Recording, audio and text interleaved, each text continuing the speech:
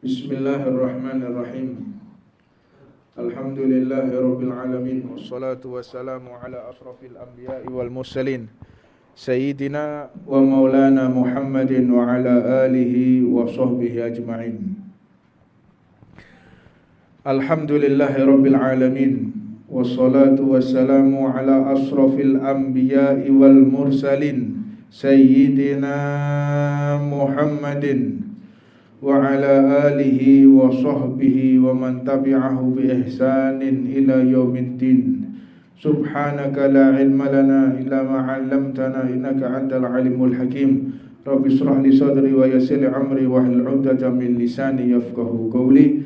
Assalamu alaikum warahmatullahi wabarakatuh. Qala radhiyallahu ta'ala anhu wa nafa'ana Allah bih. Sayyidina Maulana wa qudwatuna Al-Habib Abdullah bin Alwi Al-Haddad.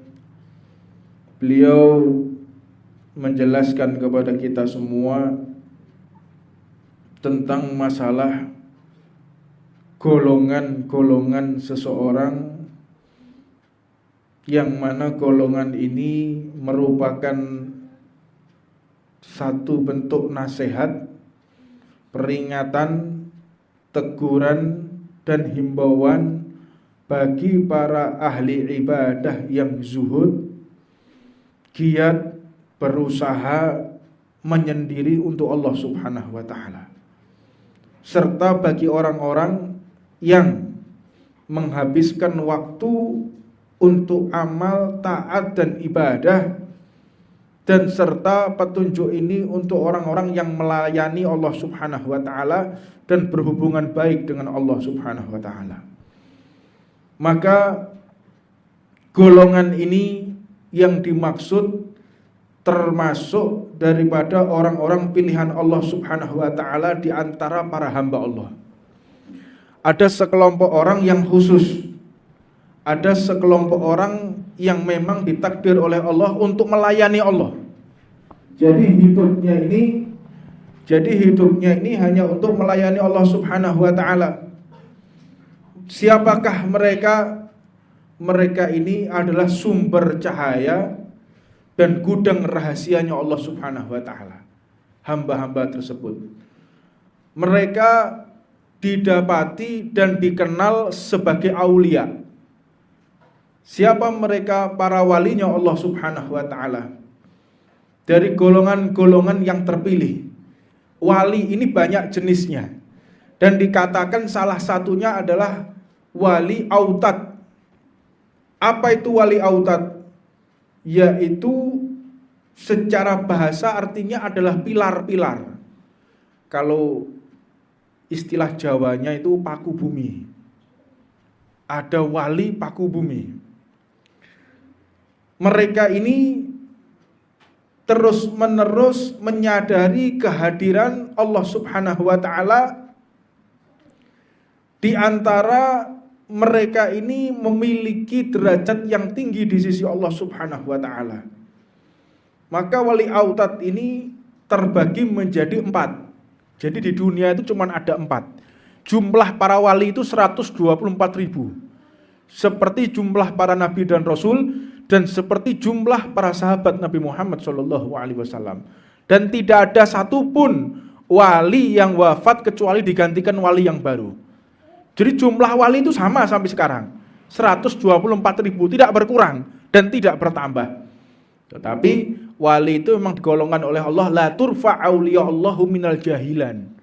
Allah itu tidak mengutus walinya dari kalangan orang-orang yang bodoh, bukan dari kalangan orang-orang yang awam atas syariatnya Allah Subhanahu wa ta'ala. Makanya kalau kita ingin menuju tangga walinya Allah, maka raihlah daripada kesempatan yang mulia ini, yaitu menuntut ilmunya Nabi Muhammad SAW.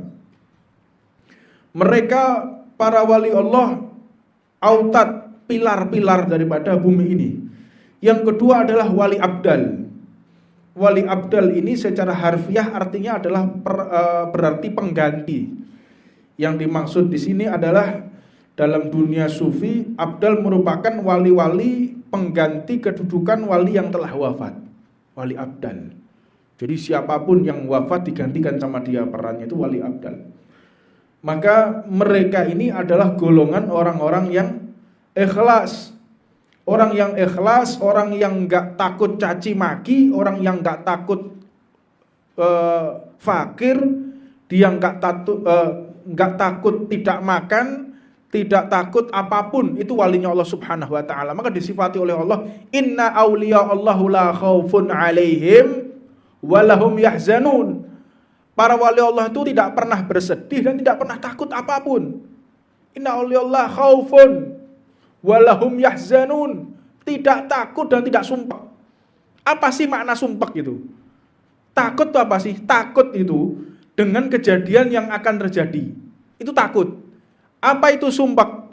Sumpek itu kejadian yang telah lalu. Sampai kok sumpek kenapa? Gara-gara besok. Nggak ada. Gara-gara kemarin pasti. Oh, sumpek itu pasti gara-gara kemarin. Tapi kalau takut atas apa? Takut yang akan terjadi. Maka mereka para wali Allah itu tidak pernah sumpek dan tidak pernah takut. Apa sebab? Mereka tahu kalau semua ini adalah tatanan Allah. Semua ini adalah skenarionya Allah. Di antaranya, wali yang memiliki derajat yang tinggi, yaitu gurunya Imam Abdullah bin Abdul Haddad.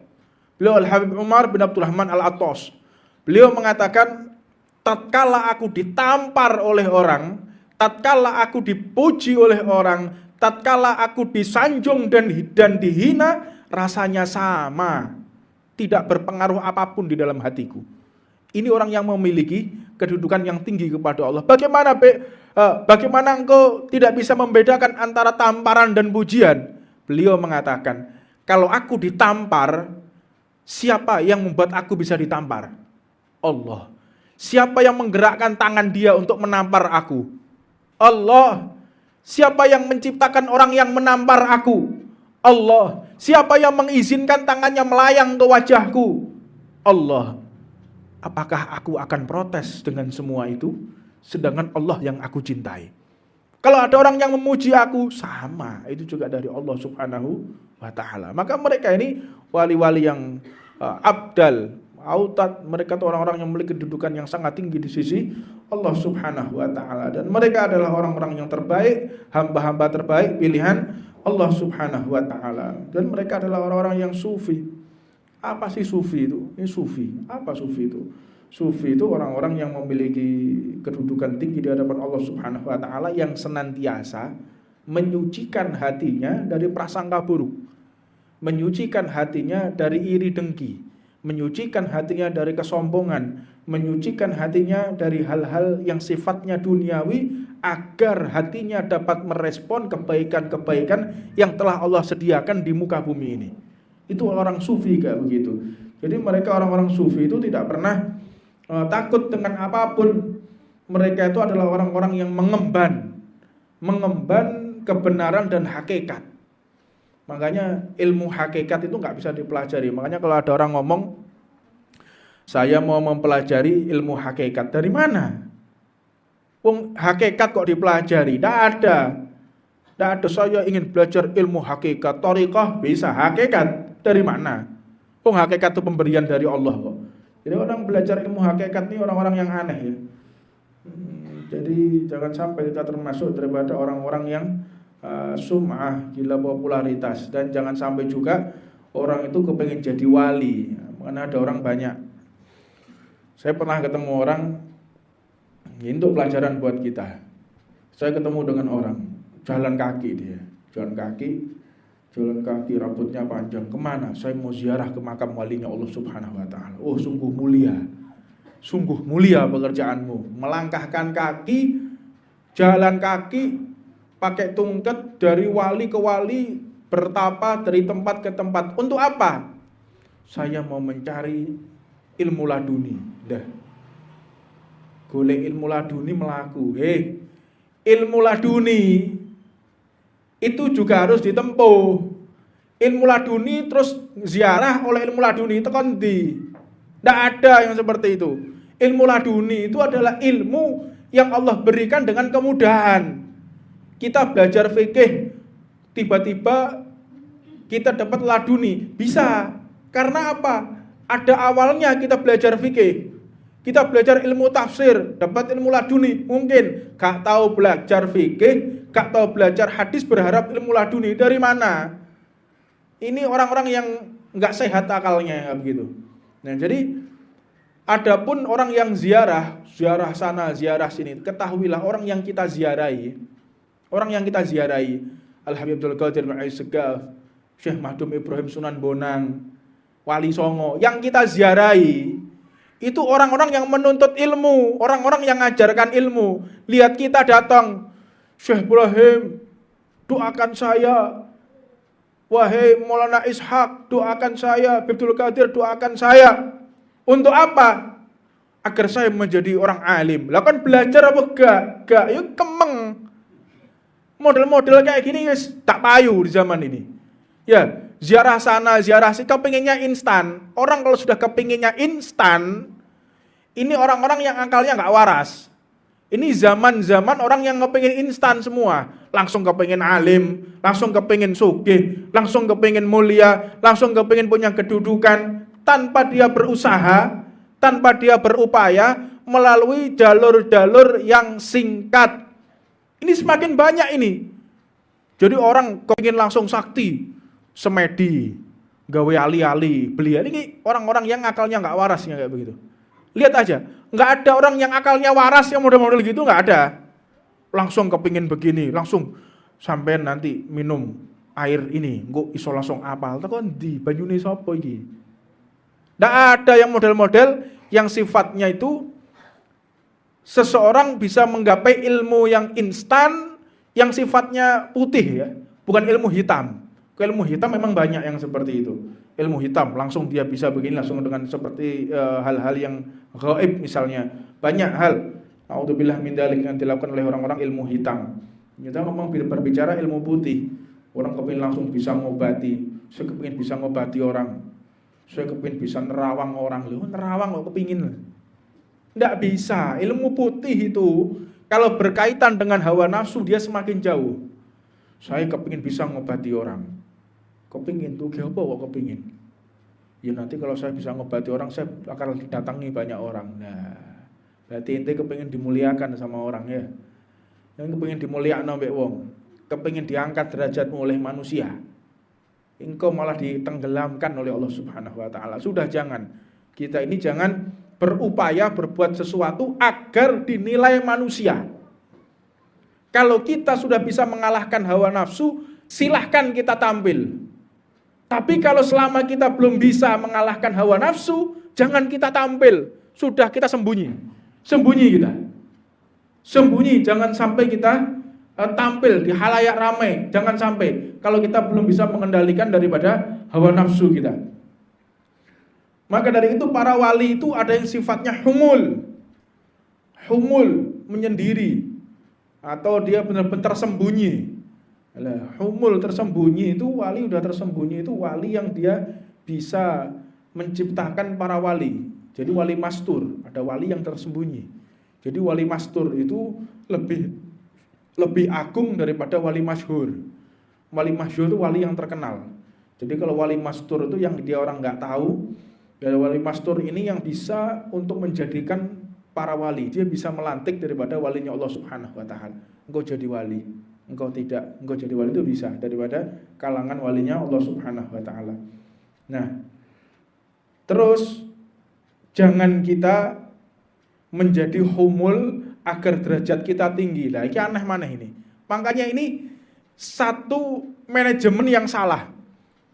Dia menginginkan dirinya menjadi wali yang mastur dengan tujuan dia bisa derajatnya tinggi di atasnya orang-orang yang lain. Nah ini malah gak ketemu ini. Derajat kedudukan itu gak bisa diinginkan. Ikhlas. Ikhlas. Yang penting kita ikhlas, yang penting kita jalan. Apapun keputusan Allah, apapun keinginan Allah, sudah yang penting kita jalan. Apapun yang terjadi, yang penting jalan. Jadi jangan kita strategi. Menggunakan strategi kepada Allah itu gak mampu kita. Kalau manusia bisa kita bohongi. Tapi kalau Allah, kita mau bohong dari mana? Kalau manusia bisa kita tipu dengan pakaian, bisa kita tipu dengan ucapan, bisa kita tipu dengan perilaku. Tapi kalau Allah, siapa yang bisa menipu Allah? Tidak ada satupun makhluk yang bisa menipu Allah Subhanahu wa ta'ala. Maka perlu kita ketahui, terkadang para pemula dan murid yang dikehendaki oleh Allah Subhanahu wa ta'ala mengikuti mereka, ini orang-orang yang meneladani sikap Nabi Muhammad. Itu orang yang menuju para wali, pakaiannya kayak pakaiannya Rasulullah, akhlaknya kayak akhlaknya Rasulullah, perangainya kayak perangainya Rasulullah. Jadi mereka mengikuti step by step, jejak demi jejak, langkah demi langkah, mengikuti apa yang telah diajarkan oleh baginda Nabi Muhammad. Satu persatu, pelan. Di antaranya orang yang menggunakan sunnah selama 40 hari, dia menjadi walinya Allah. 40 hari. Apa contohnya? Nggih sarung. Sampai sesarungan 40 dino, kopian, sarungan pakai bajunya Nabi Muhammad 40 hari istiqomah, mudah-mudahan menjadi walinya Allah Subhanahu wa taala. Tapi jangan terus kita ini pengen jadi wali terus mengkelaskan diri. Paham maksudnya mengkelaskan diri. Jadi saya ini adalah golongan orang yang ini, yang sifatnya tinggi. Lah orang model kayak gini nih, orang-orang yang mengkelaskan diri. Majelis saya ini majelisnya orang-orang top. Nggak ada yang bisa datang majelis saya ini kecuali ini apa ini yang model-model kayak begini. Beda majelis kita dengan majelis orang lain, itu beda. Majelis kita tuh majelis yang diketahui oleh banyak para wali. Majelis kita menggolongkan diri. Para wali itu yang humul. Kalau memang mengatakan humul, itu orang yang sama sekali tidak pernah menceritakan dirinya atau majelisnya. Nggak mau, marah dia. Jangan ngomong majelis saya mulia, jangan menyebut nama saya. Itu orang-orang yang humul modelnya kayak begitu. Jadi kalau cerita nih, kita tuh majelis kita cerita no, nggak ada kayak begitu. Ya ini modelnya wong sing bulet-bulet ya, nggak tahu otaknya entah kleben uget-uget, bagi gak ngerti pas ngombe. Uget-ugetnya munggah njero uteke, makanya kayak ngono. Ya, jadi bulet. Hati-hati, kita jangan sampai terikat atau terbius dengan sifat-sifat mereka yang terhasut, ya, terhasut dari pemikiran-pemikiran yang ingin mengangkat dirinya sendiri, wahdah nafsu, ingin mengangkat dirinya di hadapan manusia, naudzubillah min dzalik. Maka jauhkan diri kita dari sifat-sifat yang pujian, ingin pujiannya manusia, ingin dinilai mulia oleh manusia, hindari daripada hal-hal yang semacam itu. Maka mereka di zaman ini, mereka yang memang menjadi walinya Allah Subhanahu wa taala, Allah Subhanahu wa taala ini telah memberikan ilham, pengetahuan khusus kepada Nabi Muhammad sallallahu alaihi wasallam. Disebutkan dalam hadis, la tazal ta'ifatun min ummati zahirina 'alal haqqi la yadurruhum man khadalahum hatta ya'tiya amrullah wa hum 'ala dzalika. Mereka para walinya Allah Subhanahu wa taala, yaitu dikatakan la tazalu ta'ifatun min ummati, akan selalu ada. Siapa mereka? Di tengah-tengah umatku suatu golongan yang muncul dalam kebenaran. Itu kalau kita mau tahu wali, walinya Allah di zaman ini. Siapa wali? Wali itu ketika orang yang berani mengatakan hak di zaman ini. Ini hak yang saya sampaikan. Lau mata laim, walaupun dia dicaci, walaupun dia dimaki, walaupun dia disudutkan, walaupun dia mau dibunuh, walaupun dia mau diculik, walaupun dia dinista, walaupun dia dimaki-maki, gak peduli, tetap mereka ini berkata yang hak di jalan Allah Subhanahu wa taala. Sampai kapan? Sampai datang ketetapan Allah dan mereka masih tetap dalam pendirian mereka. Ini zaman yang kita sudah tidak tahu mana yang hak dan mana yang batil, mana yang benar dan mana yang salah. Kalau kita ingin tahu siapa mereka, Imam Syafi'i mengatakan orang yang benar di zaman ini, orang yang paling sering dimusuhi, orang yang paling sering dinista, orang yang paling sering difitnah, dan orang yang paling disudutkan di berbagai daerah.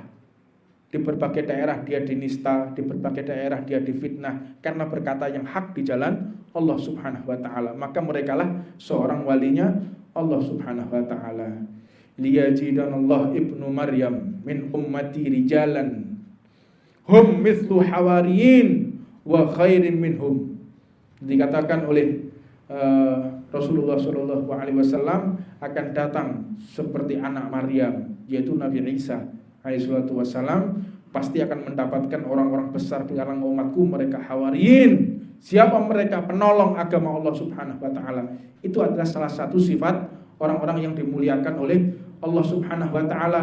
Mereka senantiasa menggunakan waktunya, menggunakan tenaganya, menggunakan pikirannya untuk berdakwah di jalan Allah Subhanahu wa taala. Dan mereka tidak menginginkan bayaran, dan mereka tidak takut ancaman, dan mereka tidak takut kehinaan, dan mereka tidak takut daripada hal-hal yang akan mencederai dirinya. Mereka ini adalah orang-orang pilihan Allah Subhanahu wa taala. Maka berhati-hatilah kita dengan sifat-sifat yang tidak diridhoi oleh Allah, karena Allah ini telah menghembuskan fitnah, mentakdir fitnah. Allah telah mentakdir fitnah, yaitu fitnah ini adalah bukan fitnah, itu ujian yang dimaksud. Fitnah itu artinya ujian, cobaan. Ini cobaan besar bagi negara kita saat ini, yang mana negara kita sudah mulai diadu domba antar umat Nabi Muhammad. Kita sudah tidak tahu mana yang hak dan mana yang batil. Bingung, umat ini bingung, kasihan umat ini. Apa sebab? Karena ini memang yang disabdakan oleh baginda Nabi Muhammad SAW. Mereka nggak tahu mana yang hak dan mana yang batil. Apa sebab? Ini semua adalah ulah ulama su'. Ulah ulama su'. Siapa ulama su'? Mereka yang berdakwah untuk rupiah. Mereka yang berdakwah untuk menggapai proposal. Mereka yang berdakwah ingin mencari bayaran. Mereka yang berdakwah hanya ingin mendapatkan rupiah dan dolar.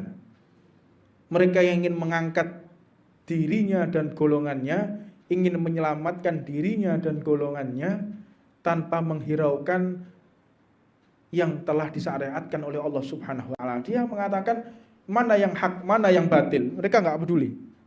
Yang penting saya selamat, yang penting golongan saya selamat, yang penting umat saya selamat, yang penting majelis saya selamat, yang penting segala sesuatu yang sifatnya duniawi dia akan korbankan dan dia akan merespon.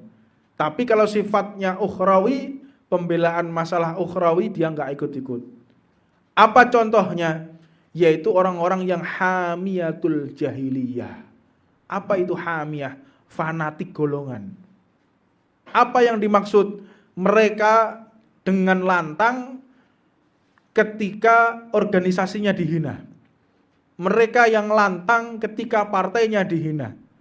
Mereka yang lantang ketika keluarganya yang dihina.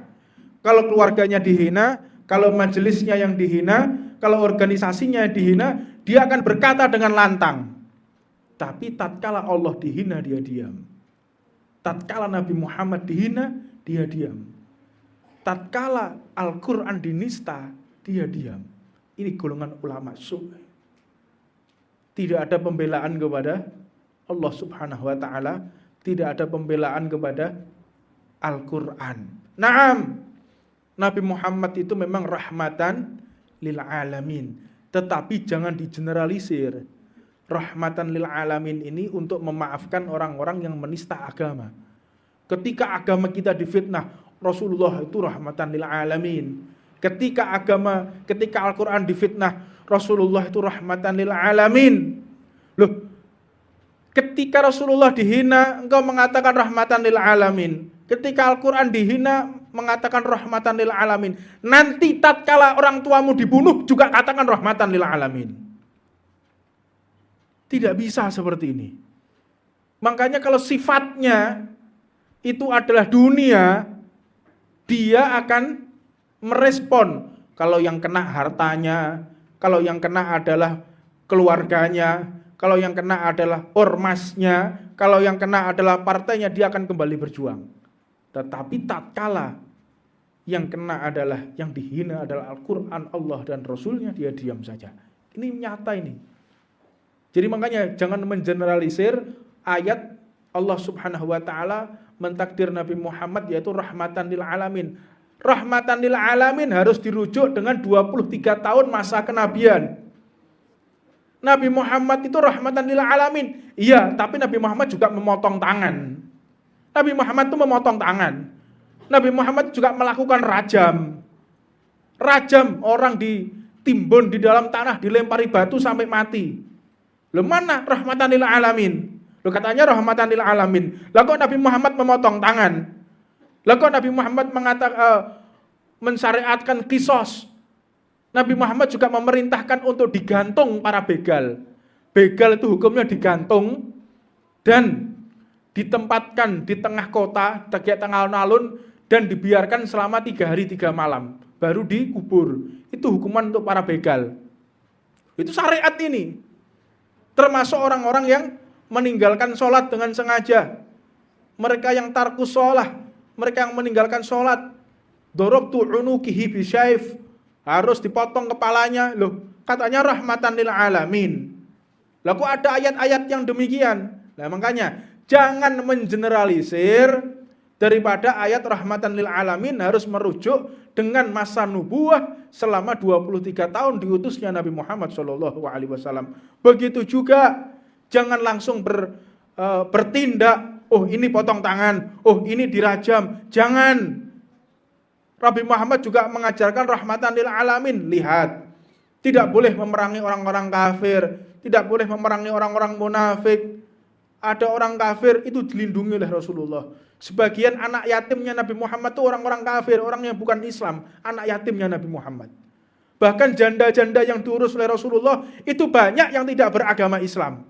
Dari kalangan Majusi, dari kalangan Yahudi, mereka itu yang ditinggalkan suaminya, itu yang diopeni oleh Nabi Muhammad SAW. Jadi kesimpulannya, jangan kita mengeneralisir ayat-ayat Allah, jangan kita memotong-motong ayat Allah untuk kepentingan pribadi kita, untuk kepentingan syahwat kita, untuk kepentingan daripada tujuan maksud kita untuk menggapai satu misi agar sukses. Ta'udzubillah min dzalik. Takutlah kita kepada Allah Subhanahu wa taala. Ini yang bisa kita sampaikan.